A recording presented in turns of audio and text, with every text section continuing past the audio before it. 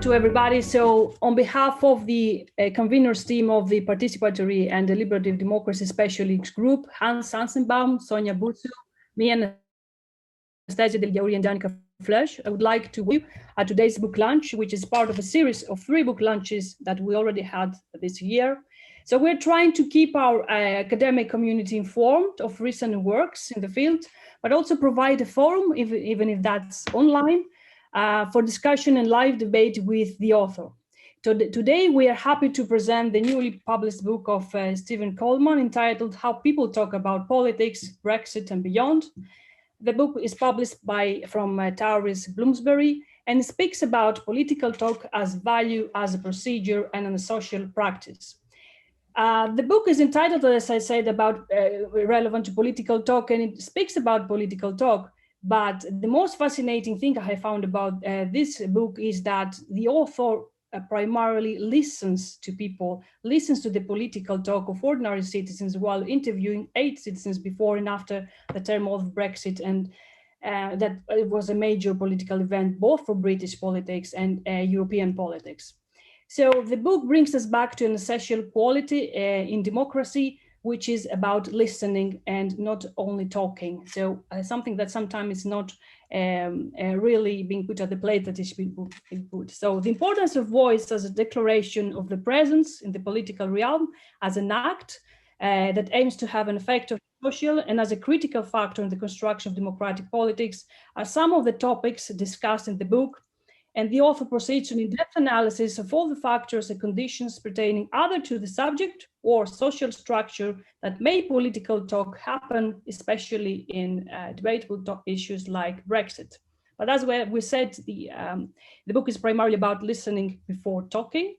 So before we will have any discussion or bringing up our points, me and Dannica, we would first like to have the author talk about his book, his ideas, the content, and all these main issues he would like to put forward with his book. A few things about, I mean, everybody knows Stephen, but just a few things about him. He's a professor of political communication at the University of Leeds and research associate at the Oxford Institute, the University of Oxford. He chaired the Independent Commission on Alternative Voting Methods. He was formerly director of the Hansard Democracy Programme, which pioneered online consultations for the UK platform. As a visiting professor of democracy at the Oxford Institute, he worked on the adaptation of representative institutions in the digital age, the development of spaces for public democratic deliberation, and an evaluation of a range of free democratic exercises. He is the author of many books and numerous articles on politics and communication, and has been a leading commentator on online democracy, and he has led independent evaluations of the UK televised election debates since 2010. And I'm sure that that's only a short description of all the things that Stephen has already done. So I will hand over to Stephen.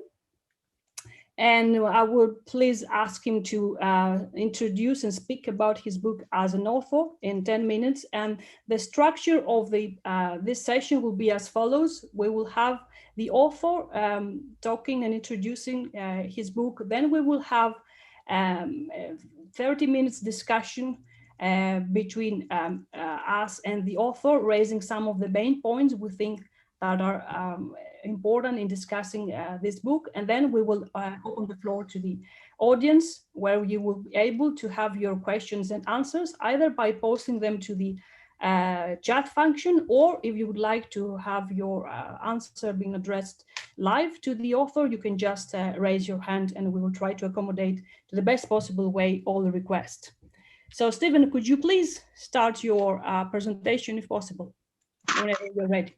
Thanks very much, Anastasia, and thank you all for coming and making your way here through the wires and labyrinth of the internet. Writing 80 years ago, Harold Laswell asserted that, I quote, "Democracy needs a new way to talk." And the book I've written is essentially a response to that proposal. It's about how people feel when they try to engage in political talk at various levels, how those feelings frame political meanings, commitments, and outcomes, and the kind of talk that democracies deserve. Once regarded as a defining expression of lived democracy, political talk has come to be thought of as a feel-bad activity, a nervous, cacophonous, resentful flow of public grumpiness. It's as if people have lost confidence in their ability to talk about politics. They expect it to go wrong. And this book provides a critical interrogation of that expectation.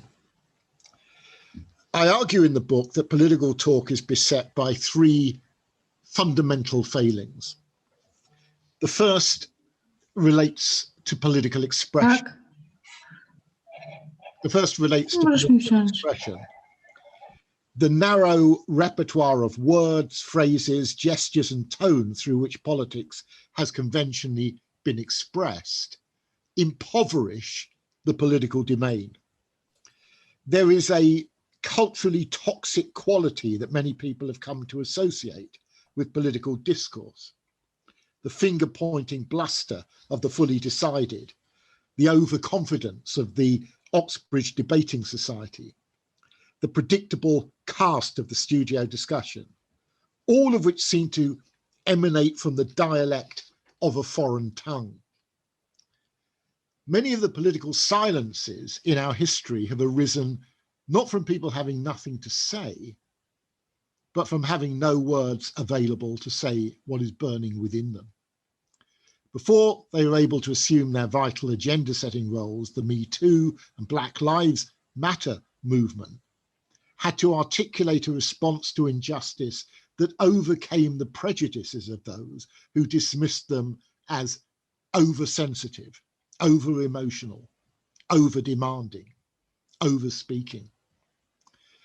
So the right to speak politically entails a refusal of this claim that one's concerns are excessive, that one's experience is somehow over and beyond the terms of legitimate political discourse. Contemporary politics is as much about insisting upon an expansive language of disagreement as winning the argument. The second crucial deficit is in political listening. Nobody has ever rioted in the street because they were being listened to too much. Very few people are likely to take offense because an interlocutor is too eager to make sense of what they're trying to say.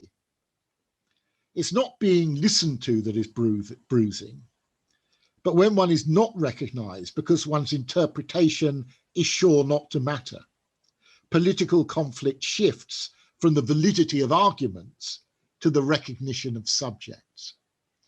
And I want to argue that one of the key challenges of contemporary democracies is the challenge of equal recognition. But there is listening and listening. There is a pseudo listening of the policy consultation in which the policy has already been decided. Selective listening in which attention is strategically allocated. Echo chamber listening in which people become cognitively attuned to the melody of their own prejudices. Genuine listening of the kind that the philosopher Martin Buber so wonderfully described entails, as he put it, one being turning to another, as this particular other being, in order to communicate with it in a sphere which is common to them, but which reaches out beyond the special sphere of each of them. And many of us here have participated in such quintessentially democratic moments. But they're not what most of us would think of at first when asked about experiences of political talk. The third deficit in contemporary political talk relates to what I'm calling working through. I prefer that term to the more lofty, rationalistic concept of deliberation, but they are clearly intimately related. The term refers to the practice of thinking and talking about a matter over time with a view to developing insight into what it is really about and why it matters. It entails a commitment to recognizing the meaning of conflicting truth claims and minimizing misconceptions arising from resistance to available evidence. Such working through can take place over microseconds or over years. It is rarely a planned event or process, but a reflective urge, resisting the simplicity of instant judgment. The most exciting moments of our recent political history have involved new commitments to working through problems rather than imposing solutions upon them. And I argue that developing the public confidence for such working through is now the most urgent challenge of democratic citizenship. Final point. The broad context for this book was public discussion about Brexit. At the time, the British people were told that they were going to enter into a national conversation. As the Prime Minister at the time, David Cameron, put it, I quote, "We should all be big enough to have an honest and open but polite disagreement and then come back together again afterwards," unquote. Well, what transpired turned out to be less like a national conversation than a fractious cultural convulsion. People began to fall out. There were whispered suspicions and shaming accusations, each side disappointed by the insensibility of the other. The political air became noxious as each camp whispered its suspicions about the ignominious motives of the other. The reason for this failure of a society to communicate well about a matter that will deeply affect it for decades to come is neither accidental nor merely contextual, I would argue. It is a consequence of our lacking an effective grammar and ethos of political talk. So Laswell was right. Democracy needs a new way to talk. And the book that I have written is a contribution towards that intention to create such a way. And we're now at the part where we're going to pose some critical points and discussion points to Stephen, engage in a conversation about his book. And afterwards, we will open up to the audience. And we're very glad about everybody who's in and with us again. So my first discussion point towards Stephen's book that he just so nicely introduced again to us a couple of minutes ago was actually, I mean, your book is covering a lot of topics and critical issues about the current state of democracy and what we can do about it. But my first question and discussion point is not so much about the democratic crisis diagnosis or your proposed solution, but more about your methodological approach. So your book, and that is something that I find very fascinating, actually proposes something like a bottom-up approach to generating a new understanding, to constructing a new understanding of political talk in the first place. And this approach is based on you interviewing people and a significant amount of lay citizens, actually. And from my perspective, one of the merits and the innovative potential of this approach results from the very fact that a theoretical account, a democratic theory account, is here developed in a genuinely democratic manner. So you sort of democratize theorizing about political talk about democracy and how it should work. And you do this by engaging with real people and their biographical narratives.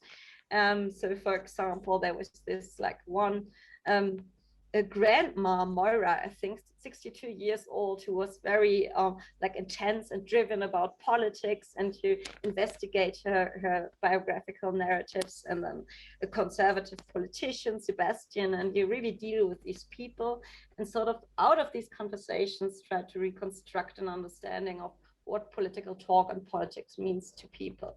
I was very fascinated by this. So my question now is, firstly, what's your approach relationship to other methods of doing political theory? So by accounting for actual empirical people's thoughts and sentiments, your book obviously strongly diverges from idea theorizing like Rawls and O'Neill's, for example. There seem to be some similarities to Habermas's reconstructive approach. I left out the rational here, so to Habermas's reconstructive approach. But also, from my perspective, a lot of divergences from how he deals with this in the theory of communicative action. And so following up on that, I was wondering, okay, in how far do you think are you able, based on this approach, to generate, maybe a context transcendent account of politics and democracy? Because that's the problem all these theorists, Habermas, Rawls, whoever are struggling with at the end of the day. So how does your approach diverge, and how do you deal with this fundamental dilemma in theorizing about democracy? Thanks for that really interesting question. Well, I'm really glad that you recognize the methodological approach as one in which I try to meet actors in political interaction before they have become so immersed in that interaction that they become characters in a play. We often meet political actors in the third act of the play when they're already experienced, they have values, they have opinions, they're preformed. And I'm much more interested in the idea of democratic agency as a process of permanent rehearsal and improvisation, where you're really trying to work out what you can do and where you can go within a political space. And theoretically, this leads to a sociological theoretical approach, which is different from the ones that you've mentioned, and specifically three approaches. That of Bourdieu and the idea that politics is a field, a game, in which people need to have a feel for the rules of that game. And so it is about trying to understand what it is that people need to do in order to get the rules. It's informed by Goffman, very informed by Goffman's idea of the interaction order and the ways in which self is a locally produced accomplishment that arises out of the normative regulation of joint attention in situations of co-presence.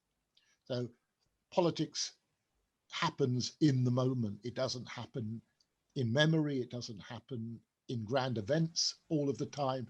It happens in fleeting moments. And that's Goffman-esque interest in how people handle one another within those moments is important. And it is informed by Bakhtin's idea of dialogical construction of meaning and intelligibility. How do people borrow words? How do they find what's available as a resource for talking about politics? And I think, again, in a lot of the deliberative literature, we assume that when people say something, they mean what they say. And that's a reasonable assumption. But very often what people do is they mean what they say, but they only have means of approximating what they mean to say. And it is how that approximation works in practice that interests me a lot in this book. Okay. I will follow up with the second question, Stephen, which is quite relevant in terms of methodology and theoretical underpinnings. So you refer to political talk as a performance and as an outcome of two kind of interactive procedures. I would call the first one the so-called inner procedure, which is the talking is the place where the subject, before he speaks and he performs a speech act, there is an interplay between emotions and the logic, cultural experiences and personal experiences registered in the memory of the speaker. On the other hand, there is called this kind of external procedure, we can call it, where discourse is dependent on interactions between speakers, share expectations, and the ability of someone to adapt to different contexts. So you refer here to the webs of interlocution by Taylor. So political talk is the outcome of a relational reconstruction between different subjects. And in this perspective, you also mentioned that it is a kind of participatory procedure in the production of meaning. So I would just like to ask you, and if you could please elaborate further on the theoretical standpoints of the book and whether you see them closely associated with conversation analysis or the social constructionism approach, mostly related to the discourse theory of Laclau, moved to the perspective that it's also present in the book that discourse about, apart from being this relation of signifying sequences, it's also the fact that institutions, social practices are also part of this discourse, because for Laclau, both discursive and non-discursive practices are included in what we call discourse. So would you please elaborate further on that? And yeah, yes, thank you. Well, I think that my starting point in relation to discourse analysis and conversation analysis is to see them as primarily analyses of text within the performance. It focuses particularly on that. And what I am perhaps more interested in are the dynamics of the performer within the performance. That is to say, what is it that an individual has to do in order to engage in this gesture of self-disclosure, which we call political talk? How is it a mode of announcing that one is actively in the world? Now, the means by which I think political agency is exercised within political talk is through what I call in the book translatory sensibility. And I think this is extremely important in relation to what you've asked me about.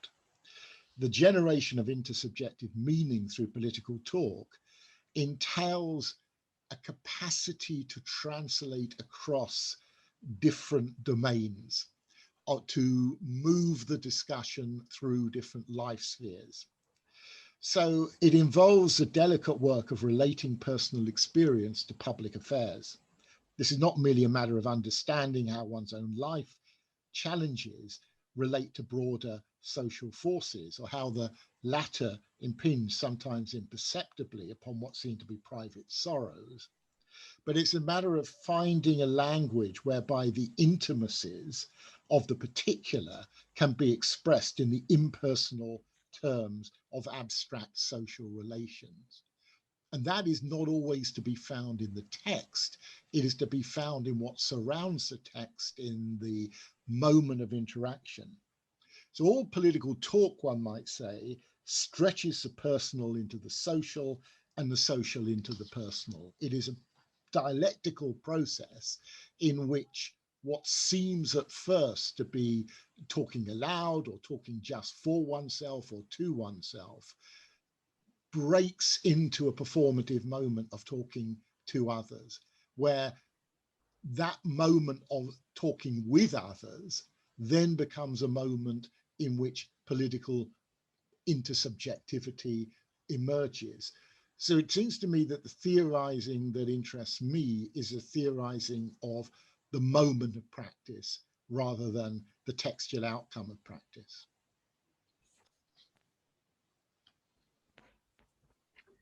Thank you, Stephen.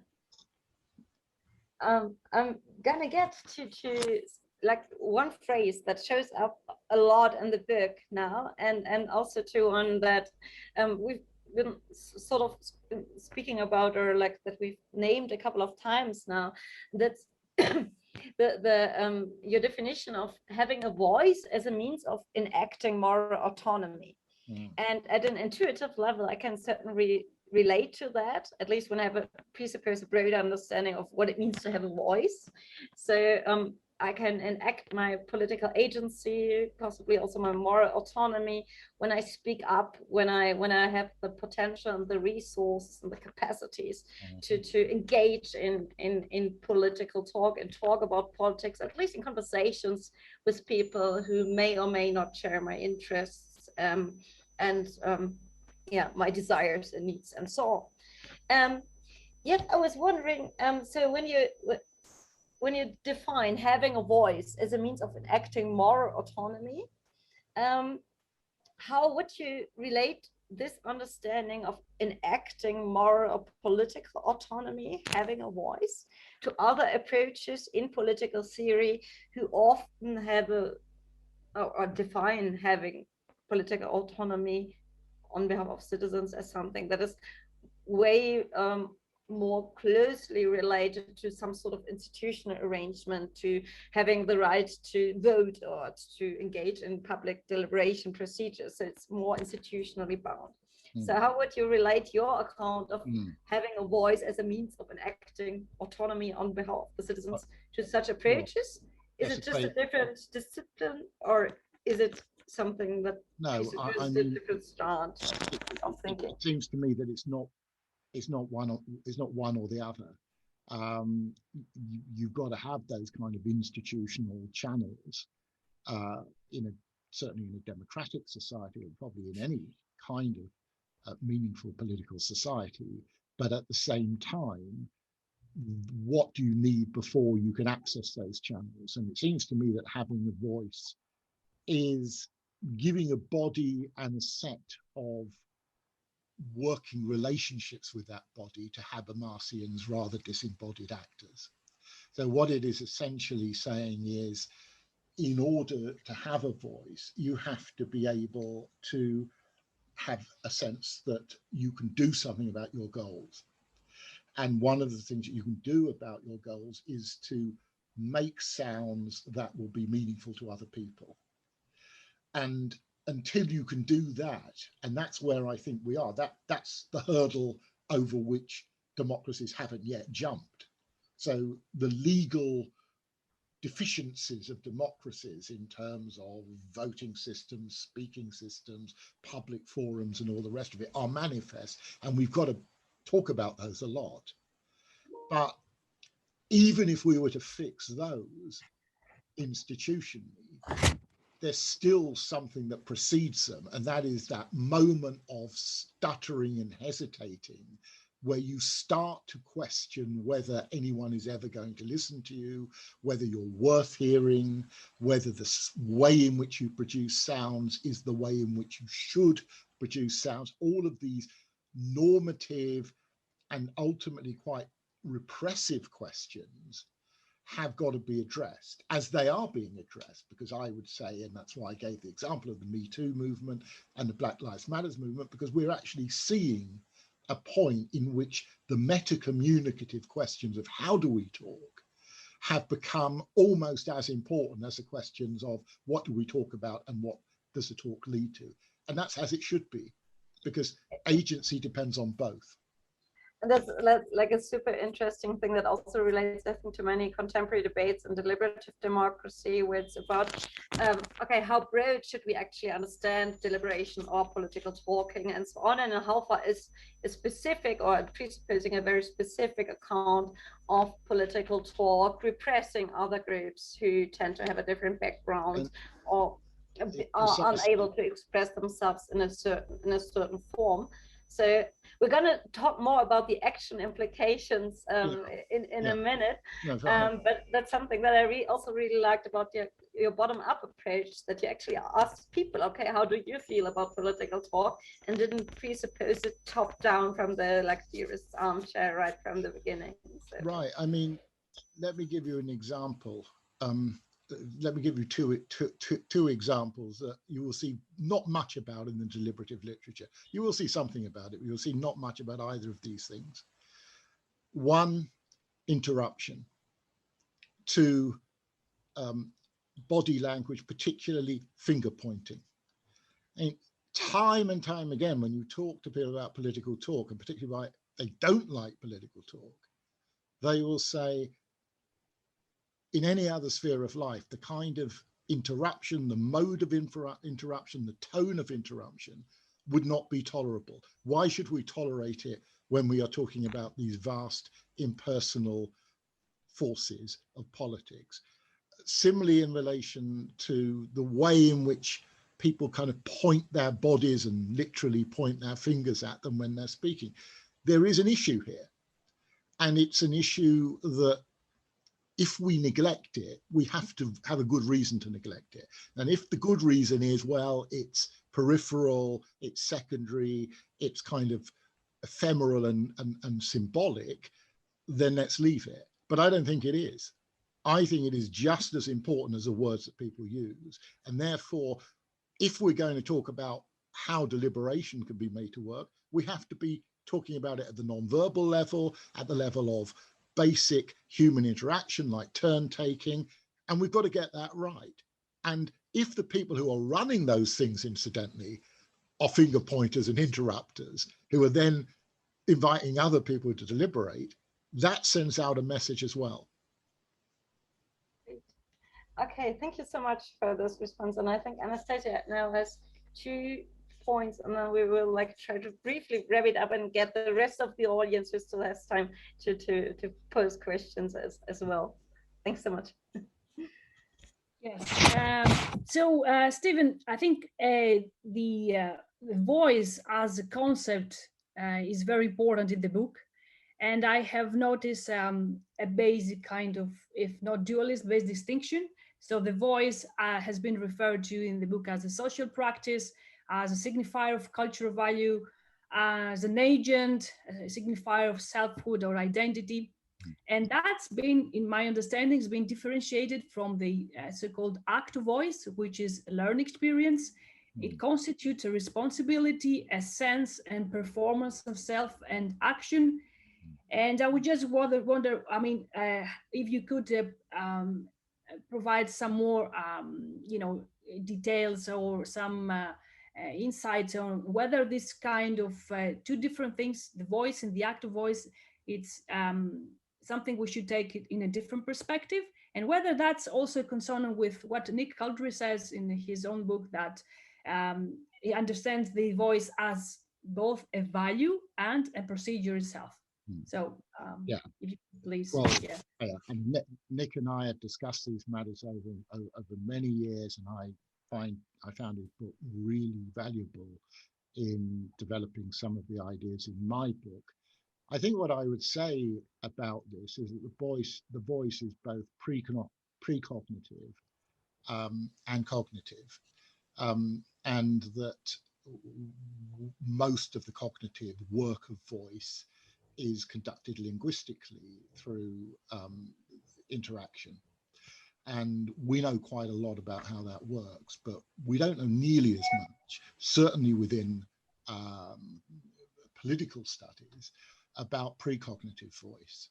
There's very little work on that, but a lot of work within the psychoanalytical tradition, people like Daniel Stern, who write about the present moment and how voices move through sort of existential challenges all the time. And it seems to me that, again, this is simply about putting these 2 things together. It's not about throwing out a notion of voice as something that is politically coherent and consistent and embodying the self, because that's a good use of the sense of voice. But it's also about this sense of voice as a sort of a connector to an archive of experiences that we have within us that very often we don't have control over. I mean, Goffman puts this better than anyone else. He talks about what we give and what we give off. We when our voices give, it's what we choose to say. When they give off, it's what we say, but we haven't chosen to say it. And a lot of politics, you listen to someone like Trump as a classical example, you see that the giving off becomes actually much more significant than anything that he thought he was intentionally giving.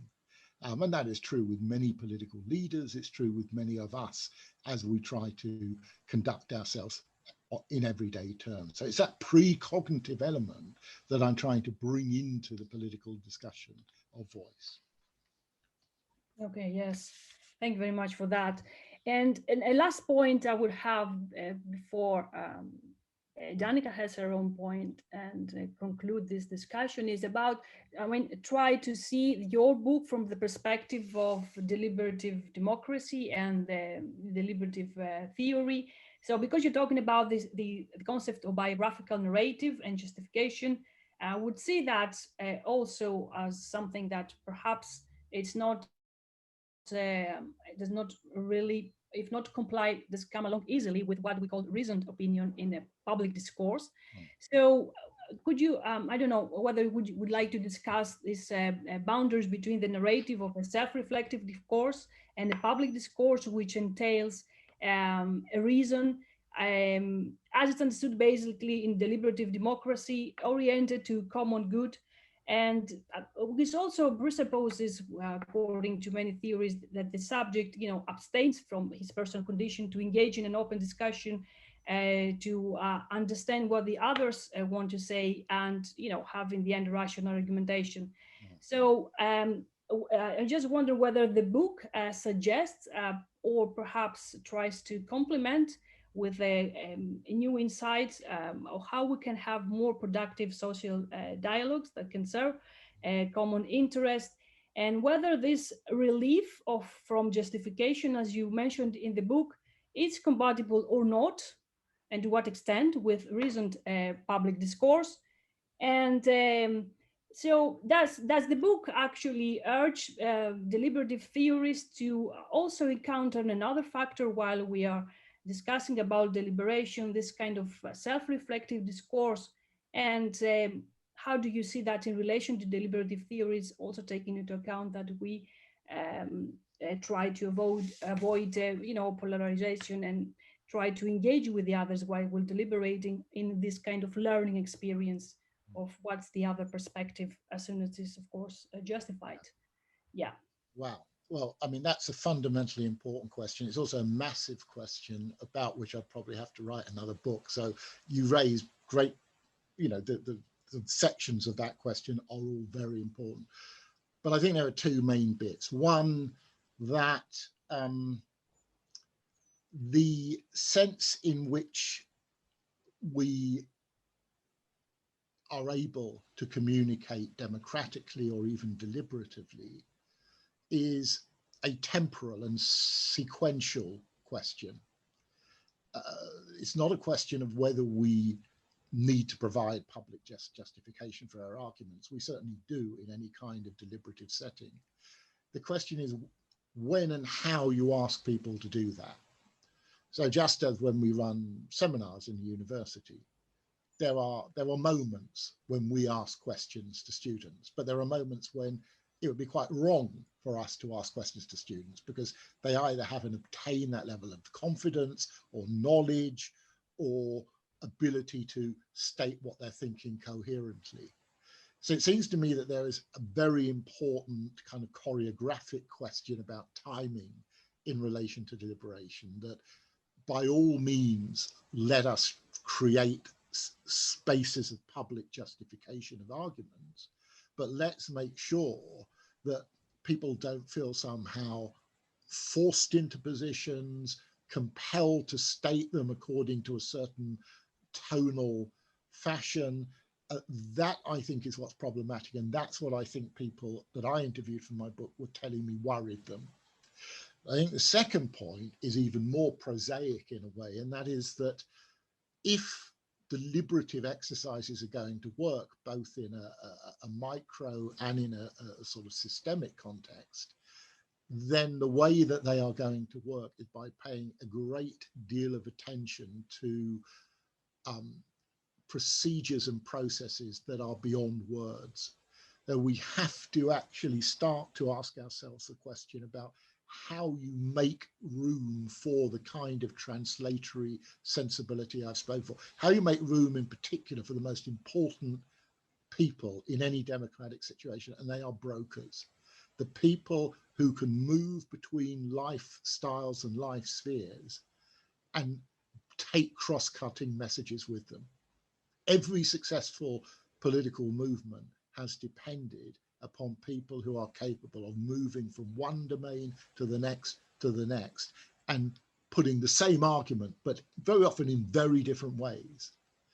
And all of the most unsuccessful political movements, it seems to me, are trapped in a very monolithic structural and linguistic form, where unless you accept their language, their ways of doing things, even their ways of sitting together, then you're an outsider and you can't survive.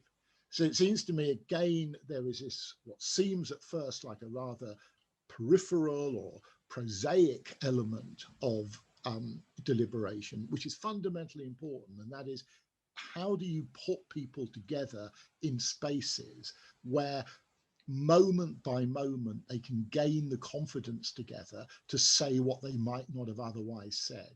And that, it seems to me, is transformative in relation to deliberative ambitions. Okay, so I think it's sorry, it's my turn now to sort of also initiate at least a discussion about like what are the question, what are the consequences for political action, and to maybe kick off in a discussion with the audience at this point. I like we spoke earlier about the fact that your book doesn't have a narrow institutional focus on specific democratic institutions. So, and my question before I read the last chapter, I think, was, okay, so what? So you make good points, you develop all these like very fascinating methodologies that I think I will really benefit from after reading that. But so what? So, and you're saying, so one interesting sentence for me was, confidence remains a vital democratic resource, but one that is unequally distributed. And confidence obviously is important also in order to enact moral autonomy and to speak up for the issues that affect you and so on. And then the final part of the book highlights the relevance of a pedagogical project that sort of aims at distributing this vital resource, this confidence to speak up, to have a voice, or to develop it more equally, when I understood you correctly. So what didn't become super clear to me reading it was how precisely, or what precisely would this pedagogical project look like in different contexts and environments. One thing that came to my mind based on what you were saying in previous chapters was Dewey's theory of experiential learning for several reasons, but that's just an open question to you. What could this look like? And something that may be more a provocation and obviously a counterfactual question, but one that I would nonetheless be curious about, like what your answer is here. Would this pedagogical project that you envision would have saved us from Brexit at the end of the day? So, yeah. Thanks. Right. Well, I'll come to that question in a moment. Let me give you an example. There's a huge literature, many people will have read it, about the importance of digital equality, how if we're going to have a medium that is so ubiquitous in terms of communicating, we need to all not only have access to it, but we ought to know what we're doing with it, we ought to have some accountability to platforms, and so on and so forth. But there is a much more important and ubiquitous medium than the internet, and that is voice, because we're using it more even than the internet. We are certainly using it in politics as our main means of exchange. And it seems to me, therefore, that it is reasonable to ask some of the same questions about justice in relation to voice. Now, the problem with writing about confidence, as I have done, is that confidence is a much kind of diminished term in contemporary society, because there was an enormous sort of psychobabble industry around resilience building, confidence building, telling people how to become confident, and so on and so forth. And I don't want to associate with that. But neither do I want to throw the baby out with the bathwater and disregard confidence, because it seems to me, as Hannah Arendt understood, and she used the term courage, the capacity to be a political agent is dependent on having confidence. It is dependent upon being able to attune oneself to the process of assuming that what one says might matter and might make a difference and might be heard by others. And that is the most pressing argument for us. So how do we do it? And we've had a top-down version, and even good top-down versions, like the current movement towards what is called oracy, which is teaching mainly children in schools how to speak more expressively. It's become a very big movement educationally, certainly in Britain over recent years. It's top-down. It tends to be about telling teachers telling children how to express themselves. And I am much more sympathetic, as you rightly sense, to the Deweyan approach, which is that we learn through our pre-political social cooperation processes of confidence. And that's where confidence comes from. It comes from local interaction. It comes from trying to do small things. It comes from learning, but it also comes from the provision of resources, and this is where the political program emerges, that say to people, this is something that you need in order to enter into democratic life. And we don't have that. We don't have those resources available in our society, and there is a lot more that we need to do. And I think that, and so finally to the Brexit campaign, what we can say is that the Brexit referendum campaign was a kind of historical, blatant case of something that a society thought it knew how to do, simply not being there. Just as you sometimes see politicians on television in all kinds of countries saying, we need a national conversation about this. What they really mean is we need politicians to circulate around television studios to talk about it. What they don't know is what that national conversation means. What they don't know is what it means for people to have to face all of the memories and history and humiliations and embarrassments that often come with standing out there and saying why they feel as they do about things. And those are the resources that I think we need to work on. Where they are and how they are is a multi-agency, multi-network question. It's not one that I'd answer, I think, adequately in the book, but it's one that I pose as a question and as a challenge. Okay, thank you so much. And I also think like the structure inequalities, I mean, the mirror and the forms that people engage and can engage. And at the end of the day, we could ask the question, as you rightly do, and also it's like start to answer it. What could public schools, what could universities do in order to well, outbalance the structural inequalities that go into people having an unequal voice, whatever having a voice, an effective voice may mean to them. Yeah, let me just say one very quick thing about that. I arrived in Leeds as Professor of Political Communication in 2006. I was mainly, as my undergraduate teaching, I was mainly teaching undergraduate students about political communication theory and so on and so forth. A few years later, I completely dropped that. Other people are now teaching that. And I run courses which are on political communication as practice. And the students who take those courses are working on very practical questions of their own voice. I think it's the only undergraduate provision in the UK of its kind. But the reason I did that, I mean, whether it is a good thing or a bad thing, others will judge. But the reason I did it is because it seems to me that if we don't start at that level of being able to say to students, you are not a spectator who is watching this show. And so many politics, you know, we know political scientists at universities are often spectators who love the show. and go back to watch it again and again and again. I want them to be on the stage.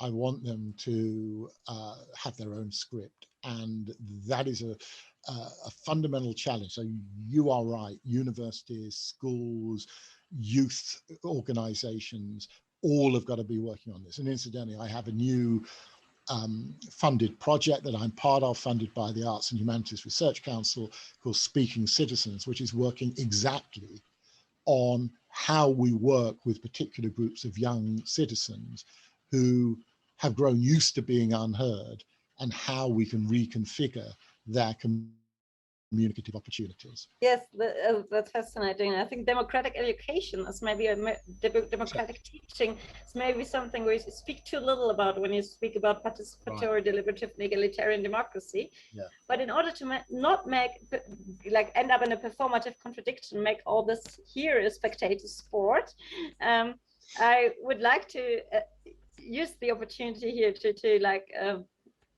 ask the audience, engage the audience if possible, and ask what are your questions subsequently to the discussion, or maybe after reading the book. So you can raise your hand, you can post in the chat, and I'm gonna consider, hopefully we'll be able to consider you all equally and on equal terms.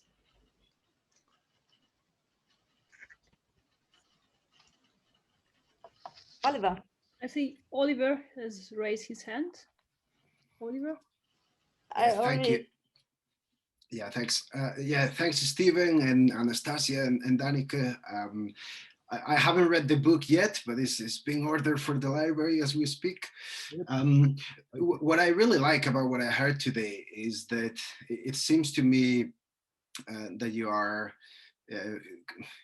expanding the space for thinking about the communicative dimension of democracy beyond some of the very narrow framings that sometimes we see in deliberative theory. Because, and this is not to have a go at deliberative theory, but it has something to do with the disciplinary boundaries.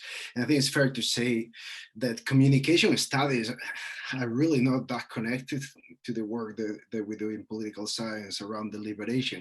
So you were mentioning Buber, and of course, and Batkin, and there's a long tradition in dialogue studies and conflict resolution that taps into that much better than deliberative work.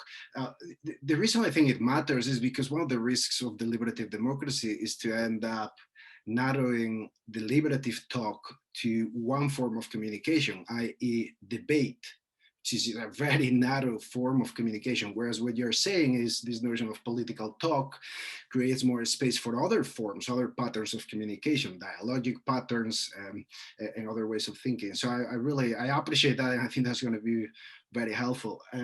I wonder what other kind of connections you reckon might be, what else can the field of deliberative democracy kind of borrow or build on from communication studies in a way that keeps expanding that space? And maybe that's already in the book. So I wonder if there are any other useful concepts you would point us to.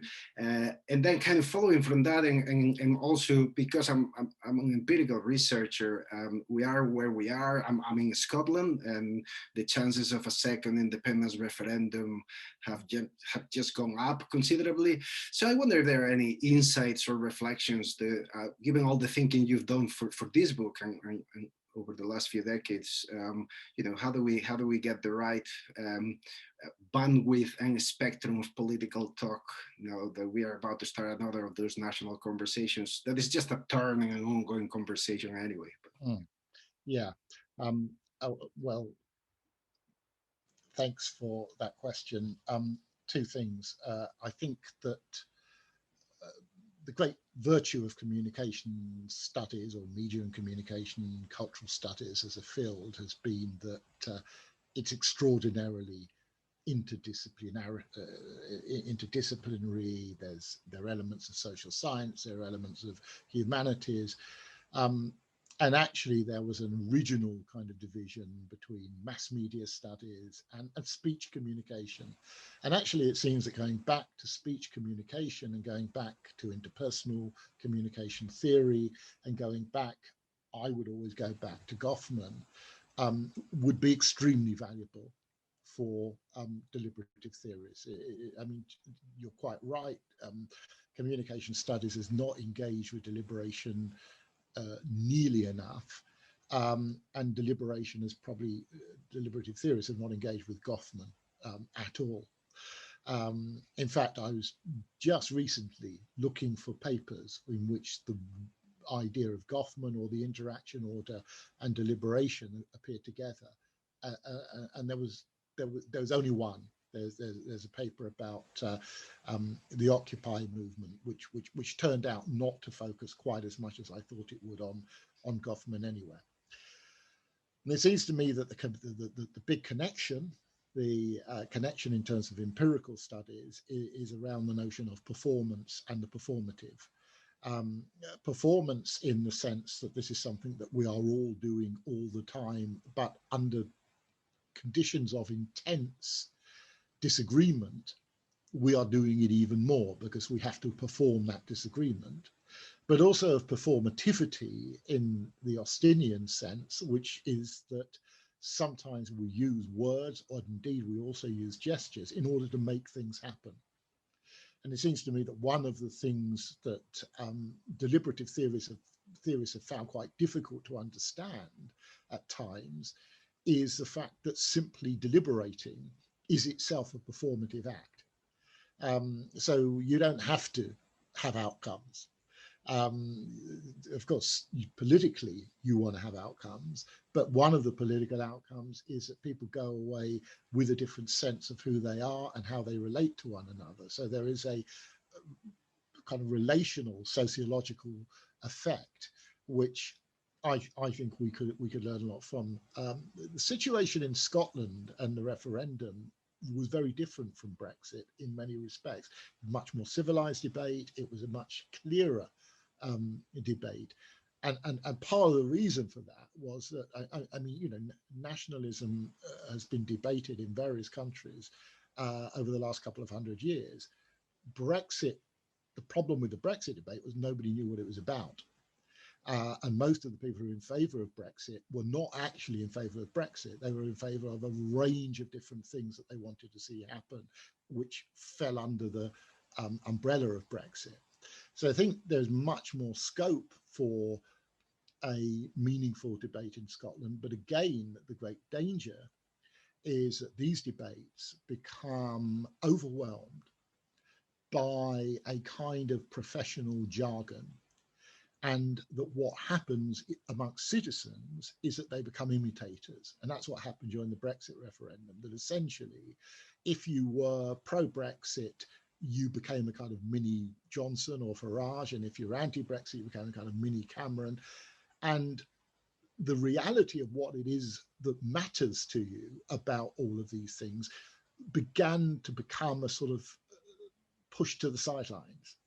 And the most important thing to do in any political situation is to push what matters to the center and to refuse to be sucked in by what other people tell you you should be concerned about. Not what you should be talking about, but what you should be concerned about.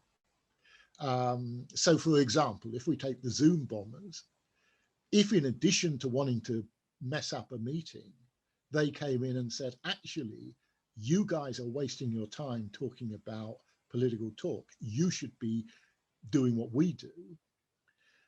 We have a choice. We have to be able to sort of say, well, no, you're wrong. You're manifestly wrong. I don't want to do what you do. I don't want you to do what you do. With politics, there is such an enormous force that very often people think, I cannot resist the agenda that is in front of me. I have to succumb to this agenda and this language and this posturing, because surely that is what politics is. So it's about reclaiming politics as something that is to do with our own agency rather than other people's. Great, thank you so much. Are there any further questions from the audience? So we're a bit delayed, which means that the audience by now is also a bit smaller than usual, but maybe there are further questions that somebody wishes to pose?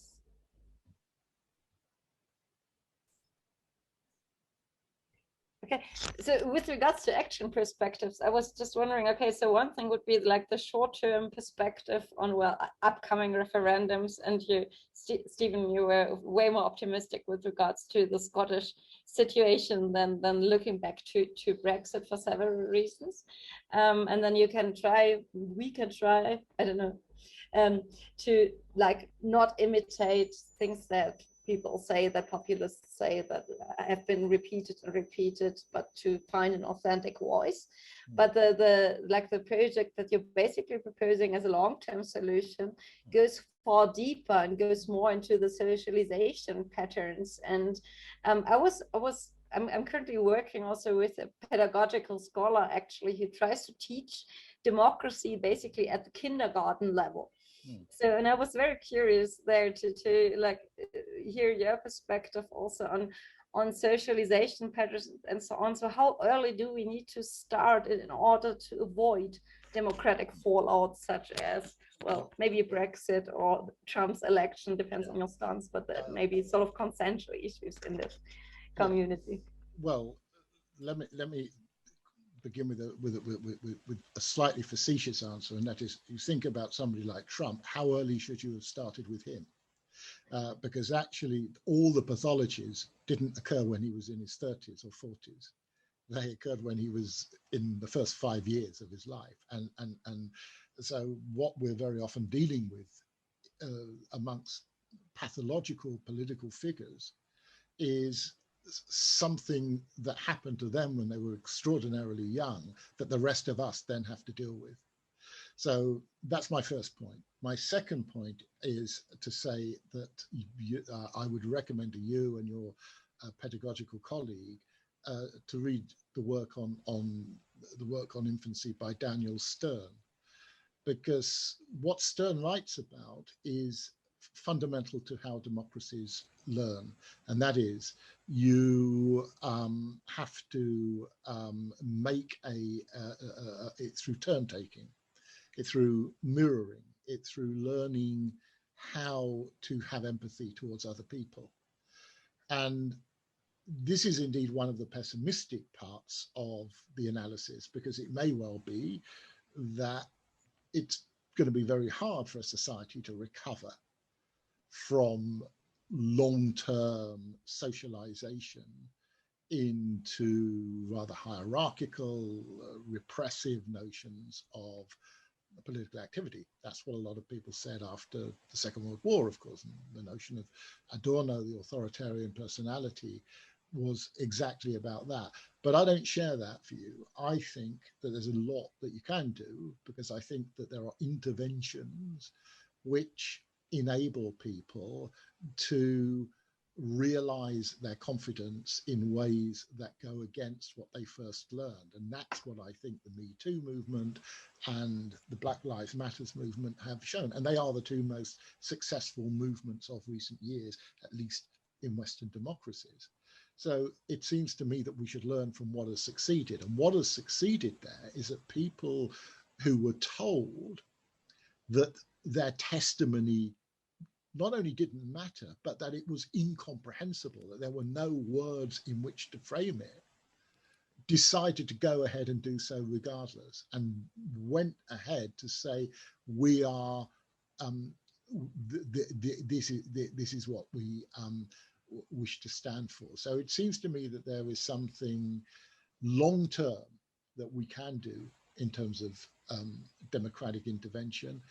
And I hope, at least for some people, what I've written about in my book will prompt thinking about some of that. Okay, thank you so much. And it also again highlights like the value of disruption in political communication, the democratic process, with a view to like the Me Too movement, for example. So thank you so much for this talk, for this very insightful framing also of current political events. Thank you both for your great questions, and Oliver as well. And you know, and I hope the Zoom bombers, you know, I hope they have a better evening than they deserve. That's so kind of you. And then, so if there are no further questions, I'm just trying to check out the audience. No, I think there are no further questions. I'd like to take this opportunity to thank you, first of all, for presenting and discussing with us, and also for engaging in these discussions to prepare this event today. Thank everybody who sticked with us in spite of technical difficulties and Zoom bombers. And we're going to do our best to make a nice video that sort of compiles all the important parts without the Zoom bombers and is accessible on our website. Thanks so much on behalf of PDD. Thanks a lot. Bye. Bye. Thank you. Thank you, Stephen.